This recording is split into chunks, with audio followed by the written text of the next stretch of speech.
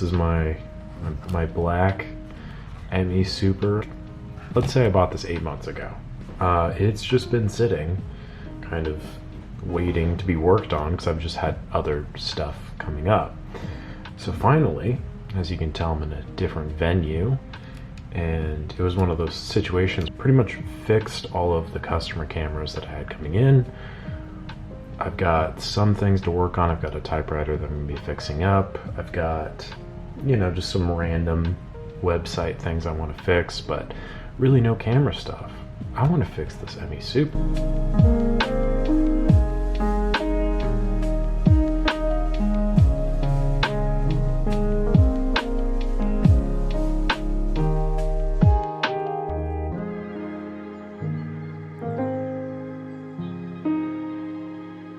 So the ME Super, in my opinion, it's one of those cameras that I'm going to be honest, I'm very biased because this is a camera that I shoot with regularly, not this one specifically, but just more generally the model. And it's one that I absolutely love. It combines all of the things that I really look for in a camera. It's easy to use, it's easy to travel with, and there's a lot of different options for how you can shoot it. It has auto, manual, 125 for flash, and bold. And it just gives you many different options. It's incredibly reliable outside of a few very common issues that aren't too difficult to fix, but this one in particular has been quite difficult because of something I will get to in a moment. Oh, there we go.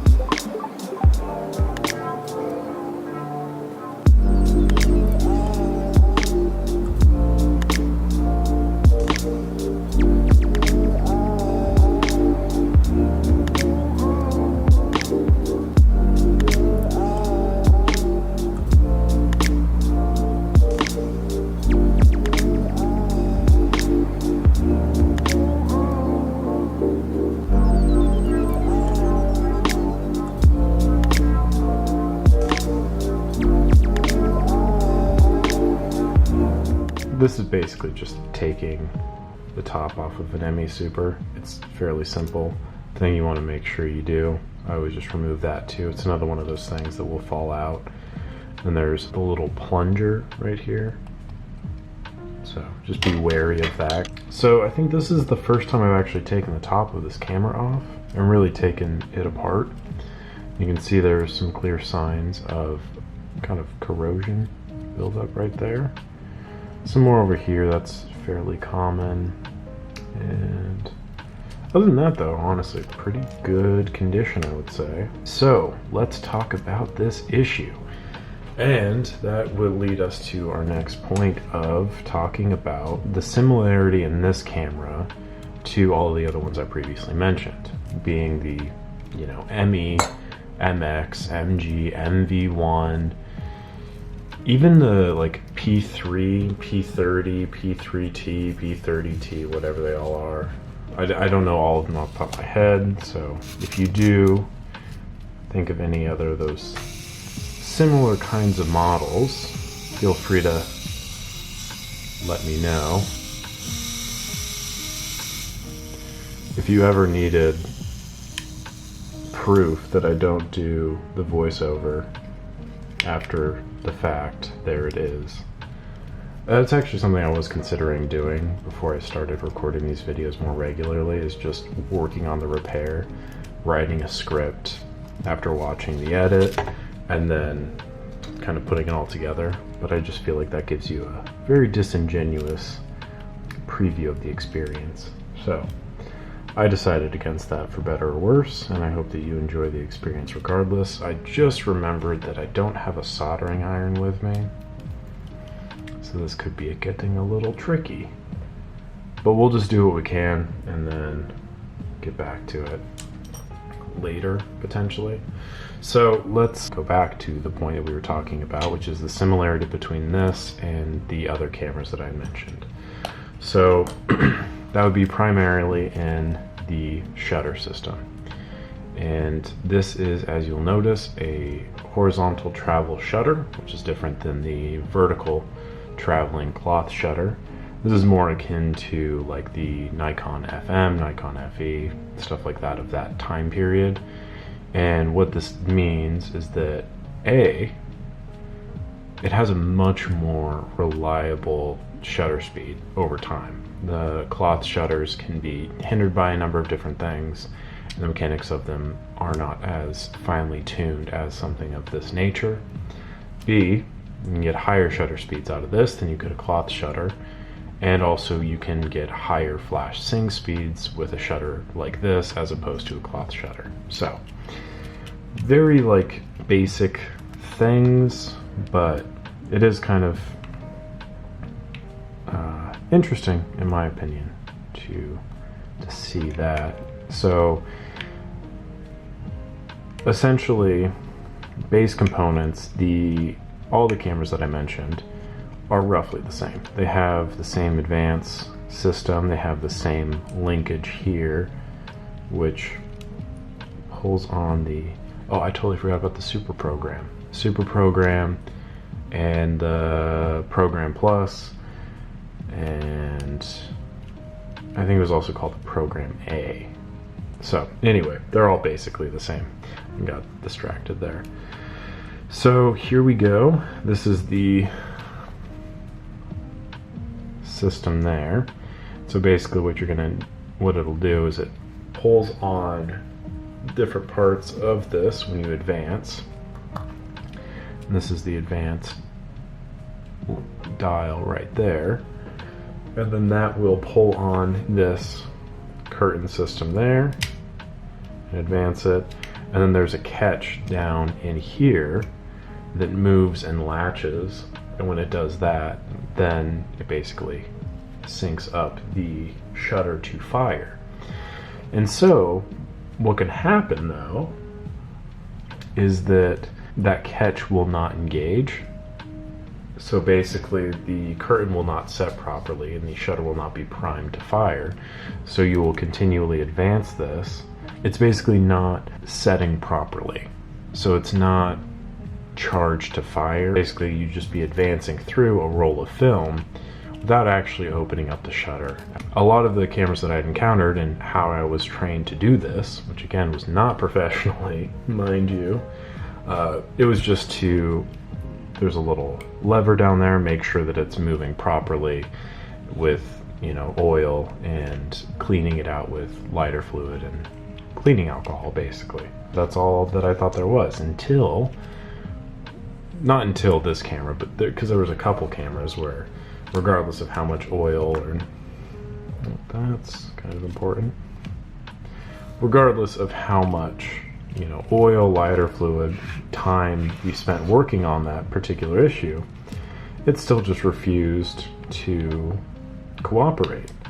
So that was when I started looking at it a little bit more, and I started taking these apart and working on the different components of it, just because they're really fascinating cameras to me and I enjoy working on them a lot. And then, found out some more things. So this is going to be a video testing that theory and hopefully remedying the situation.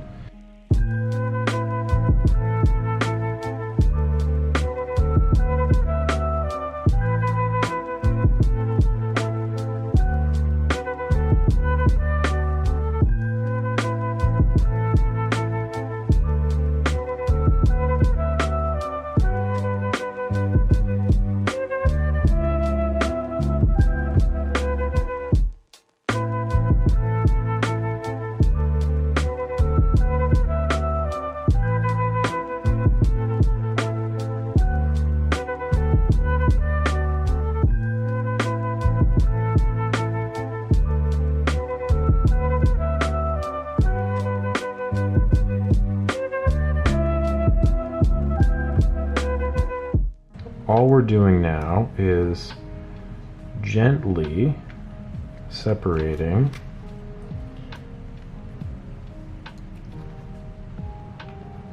the mirror box from the body of the camera. Basically what I'm going to attempt to do is remove this component here, which, if my understanding of the repair manual is correct, this is referred to as the main switch. Well, it's the system that creates the magnetic aberration that allows for proper shutter speed. As you can see, there's a lot of wires right here, and those are coming down from a little board right in here to that front right there. And I've already, looks like, pulled the uncovered wire out unintentionally, and have thus, it will be impossible for me to repair this camera because I don't have a soldering iron with me. But typically what I would do is probably do pretty much the same thing here, but just remove the main switch before I start tugging on stuff. It was a bad move on my part. There's a purple wire right there, so you want to be careful you don't tear that. This red one is the power wire from the bottom. And that's basically it. So have a little bit of leeway there, not a lot.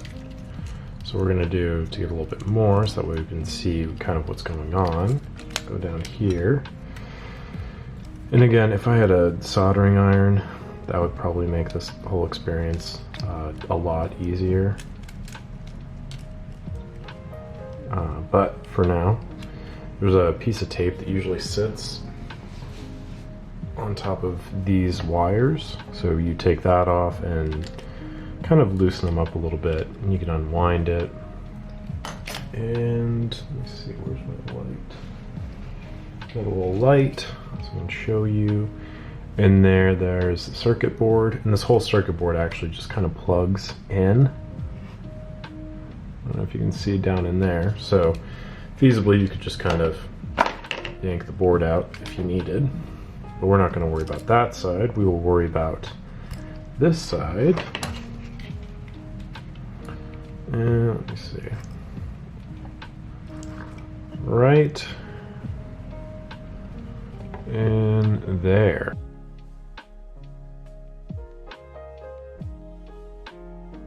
That is what we were dealing with. When I talked previously about kind of freeing up the advanced system, what I was referring to is the travel of this component right here.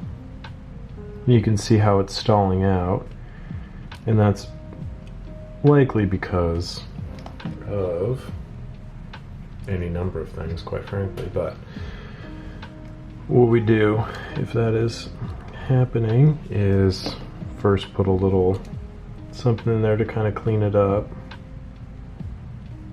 You can see it's already picking up. But the thought is that there is a washer that deteriorated and is causing that kind of, it's a return to that slower travel.